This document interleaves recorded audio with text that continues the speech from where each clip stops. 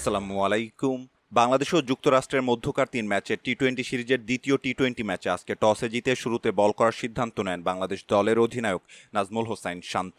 টসে হেরে ব্যাট করতে নেমে শুরু থেকেই সাবধানী ব্যাটিং করছিল যুক্তরাষ্ট্রের দুই ওপেনার স্টিভেন টেইলর ও মোনাক প্যাটেল। উদ্বোধনী জুটিতে ৪৪ রান জড়ো করে পার্টনারশিপ বড় করার ইঙ্গিত দিচ্ছিল এই দুই ওপেনার। তবে ইনিংসের সপ্তম ওভারে বাংলাদেশকে জোড়া ব্রেক থ্রো এনে দেন লেগ স্পিনার রিশাদ। যুক্তরাষ্ট্রের দলীয় ৪৪ রানে ওপেনার স্টিভেন টেইলরকে তানজিদ হাসান তামিমের হাতে ক্যাচ বানিয়ে প্যাভিলিয়নের পথ দেখান রিশাদ হোসাইন।